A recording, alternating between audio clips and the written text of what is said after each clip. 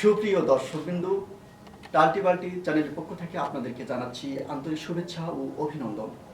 আজকের talk show অনুষ্ঠানে আপনাদেরকে নিয়ে এসেছি একটি জনপ্রিয় দলের জনপ্রিয় নেতা, যিনি দীর্ঘ 17 বছর ধরে দেশের বাইরে থেকে অনলাইনের মাধ্যমে দেশকে সুন্দরভাবে পরিচালনা করার দক্ষ কারিগর, সেই জনাব টি রহমানের কাছে। জনাব টি রহমান, এই আগামী ত্রয়োদশ নির্বাচন 12 ফেব্রুয়ারিকে ঘিরে আপনাদের দলের যে পরিকল্পনা, দেশ উন্নত এবং দেশের মানুষের জন্য যে পরিকল্পনাগুলো, সেগুলো যদি আমাদেরকে জানাতেন এবং দর্শকদেরকে জানাতেন। আসলে দর্শকদের উদ্দেশ্যে পরিকল্পনা বলার আগে এদেশের মাটি সম্পর্কে, মা সম্পর্কে, মাটি সম্পর্কে, দেশ সম্পর্কে কিছু না বললে ভালো লাগছে না। কারণ আমি যখন 17 বছর পরে দেশের মাটিতে পা রাখলাম, এদেশের প্রতিটি ধূলিকণা যেন আমার কাছে আতরের মতো লাগছিল। আমি আবেগে উদ্বেলিত হয়ে গেছি। তো যেহেতু আমার কাছে পরিকল্পনা জানতে চেয়েছেন, আমার সর্বপ্রথম পরিকল্পনা হলো আমি নীলফামারীতে একটি মেডিকেল কলেজ করব। কারণ নীলফামারীতে কোনো মেডিকেল কলেজ নেই, সেখানকার মানুষের অনেক স্বাস্থ্য সমস্যার সৃষ্টি হচ্ছে, তার অনেক স্বাস্থ্য ঝুঁকিতে আছে, যার জন্য আমি নীলফামারীতে একটি মেডিকেল কলেজ করব। জনাব টি রহমান, দুঃখের সঙ্গে জানাচ্ছি, আপনি নিশ্চয় জানেন 2018 সালেই তো সেখানে একটি মেডিকেল কলেজ প্রতিষ্ঠিত হয়েছে এবং মানুষ সেখানে চিকিৎসা নিয়ে সুস্থ হচ্ছে এবং সেখানে ডাক্তারের চেয়ে রুগীর সংখ্যায় বেশি। তাহলে কি আপনি এই রুগীদেরকে ডিসচার্জ করে আবার নতুন করে ফিতা কাটতে চাচ্ছেন? আচ্ছা, ওরা কি ওখানে চুরি করে মেডিকেল কলেজ বানিয়ে ফেলেছে? না স্যার, ওটা একদম জেনুইন। ওখান থেকে 5টা ব্যাচ বের হয়ে ডাক্তার হয়ে ওরা নতুন করে ইনজেকশন দেওয়া শুরু করেছে। না, আসলে আমি বলতে চাচ্ছিলাম কি যে ওখানে তো মেডিকেল কলেজ আছে, আর যদি মেডিকেল কলেজ না থাকতো তাহলে তো আমি এখানে আসতে পারতাম না, সুস্থ থাকতে পারতাম না, তাই না? মূলত আমি আসলে মানে আমি যেটা বলতে চাচ্ছিলাম যে ওখানে ওই যে চন্দ্রে যাওয়ার যে স্পেস সেন্টার আছে, আমি ওটাকে স্পেস সেন্টার বানাবো। সেটা হলে মন্দ হয় না, সেটা ভালো বলেছেন। চাঁদের দেশে আমাদের দেশ, চাঁদে মানুষ পাঠাতে পারবে। আচ্ছা, আপনার পরবর্তী পরিকল্পনাটা যদি তারপরে পরিকল্পনা আমার প্ল্যান আছে যে এরপর আমি ফরিদপুরের দিকে নজর দেবো। ফরিদপুরের ওখানে মাঠে ঘাটে যে পাটের চাষ হয়, আসলে কি হয়, কাজে আমার চিন্তা ভাবনা যে ফরিদপুরের মাঠে ঘাটে পাটের বদলে আমরা এবার এখানে গোল্ডেন সয়াবিন তেলের চাষ করব। আবারও আমি সরি বলতেছি, কারণ হচ্ছে জনাব টি রহমান, আপনি জানেন যে ফরিদপুর একটি ভুট্টার জন্য বিখ্যাত, সেখানে ভুট্টার প্রচুর পরিমাণের চাষ হয়। তাহলে কি আপনি ফরিদপুরের যে সমস্ত চাষিবর্গ আছে তাদেরকে ভুট্টার পরিবর্তে সয়াবিন তেল উৎপাদন করে তাদেরকে কি আপনি তাহলে তেলের পরিবর্তে চোখের জল খাওয়াবেন? ভুট্টা দিয়ে তো শুধু পপকর্ন হয়, ভুট্টা দিয়ে তেল হয়? পপকর্ন খেয়ে কি মানুষের জীবন চলে? জীবন তো চলে না পপকর্ন খেয়ে। ওখানে তেল উৎপাদন করতে হবে, কারণ ওখানকার মানুষের তেলের সংকট। ওখানকার মানুষ তেলের অভাবে হার্ট অ্যাটাক করছে তেলের দাম শুনে।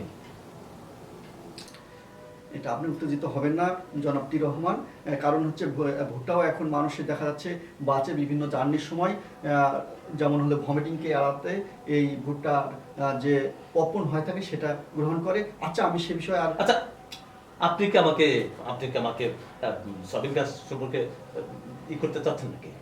সয়াবিন গাছ আমি চিনি না, ভুট্টা সম্পর্কে আমার কোনো ধারণা নাই, সয়াবিন গাছ সম্পর্কে আমার কি কোনো ধারণা নাই? সয়াবিন গাছ তো সেই ধনে পাতার মতো, আমি চিনি না, লন্ডন থেকে আমি দেখে নেই সয়াবিন গাছ। আচ্ছা, আপনাকে আমাকে কৃষি শেখাবেন নাকি? আচ্ছা, আপনার কৃষিতে তো অনেক দক্ষতা আছে, বুঝতে পেরেছি। তাহলে পরবর্তী পরিকল্পনা বলুন। পরবর্তী পরিকল্পনা আমার যশোর দিয়ে, এবং সেখানে যতগুলো বন্ধ চিনিকল আছে আমি সমস্ত চিনিকলকে আমি আবার পুনরায় চালু করবো। জনাব টি রহমান, আমি আবার দুঃখিত আপনার এই বিষয়টা নিয়ে, কারণ হচ্ছে সেখানে কোনো চিনিকল ছিল না। তাহলে যেখানে চিনিকলই নেই সেখানে বন্ধ হলে কিভাবে? তাহলে কি এটা কোনো অদৃশ্য চিনিকলকে আপনি আবার পুনরায় চালু করতে চাচ্ছেন? উফ, আচ্ছা, ওখানে যে খেজুর গুড় হয়, খেজুর গুড় কি আকাশ থেকে পড়ে? যেখানে খেজুর গুড় উৎপাদন হয় সেখানে চিনিকল হবে, তাই? জি স্যার। শোনো, তোমাকে একটা প্রজেক্ট হাতে দিই, লেখো, এখন লেখো। জি স্যার। যশোরের যত খেজুর গাছ আছে সমস্ত খেজুর গাছকে আখের গাছে পরিণত করবা, এই প্রজেক্ট আমরা নাও। দেখো এখন দেখো। আচ্ছা বুঝলাম, এটা তার পরবর্তী পরিকল্পনা বলুন। পরবর্তী পরিকল্পনা কি করবো? আপনাদেরকে যেটাই বলছি সেটাই বলছি যে হয়ে গেছে, এটা বলি হয়ে গেছে, ওটা বলি হয়ে গেছে। আপনাদেরকে আর কি পরিকল্পনা দেবো আমি? তবে পরবর্তী একটা প্ল্যান আছে মায়েদেরকে নিয়ে।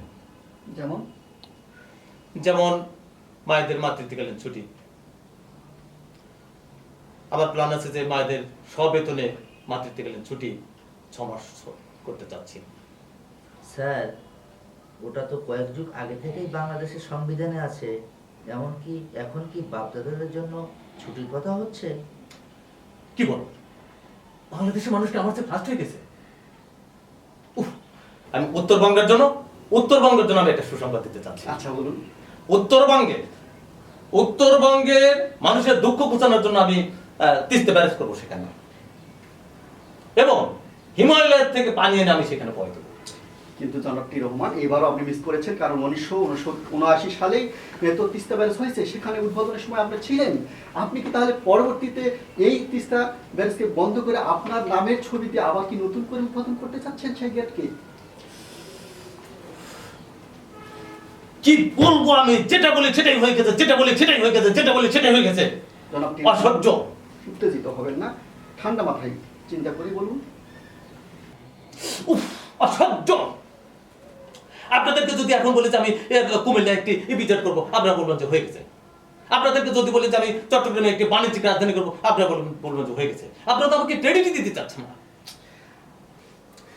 কুমিল্লাতে তো ইপিজেড আছে, আর চট্টগ্রামকে বাণিজ্য বন্দর করার জন্য তো এটা হয়ে গেছে অনেক আগে, এবং হচ্ছে এটাকে আরো উন্নত করার জন্য এবং পণ্য খালাসের ক্ষেত্রে খুব দ্রুত যেন পণ্য খালাস হয়, এজন্য একটি প্রকল্প বিদেশি কোম্পানিকে দিয়ে দেওয়া হয়েছে।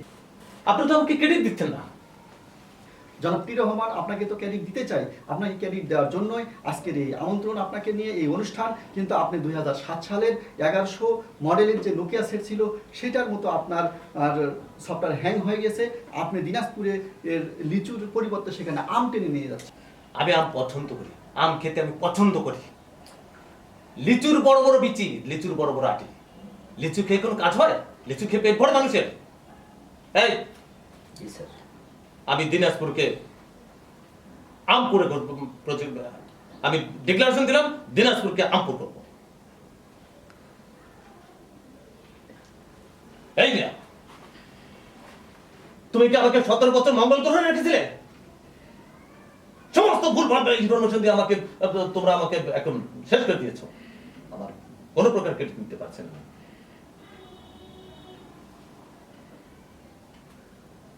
এখানে তো দেখছি সবকিছু আগে থেকে হয়ে গেছে। আমি কি করবো তাহলে এখন? জনাব টি রহমান, আপনি উত্তেজিত হবেন না, ঠান্ডা মাথায় নতুন করে একটি পরিকল্পনা তৈরি করুন।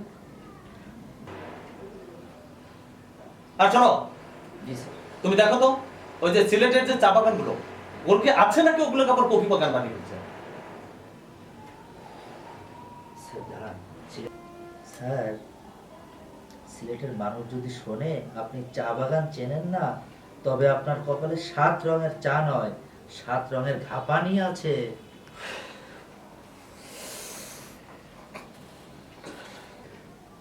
সরি জনাব টি রহমান, আপনি উত্তেজিত হবেন না, আপনি ঠান্ডা মাথায় আপনার দলের জন্য এবং দেশের জনগণের জন্য একটি ভালো পরিকল্পনা হাতে নিন এবং সেটাকে বাস্তবায়ন করার জন্য আপনি পরিকল্পনা করুন।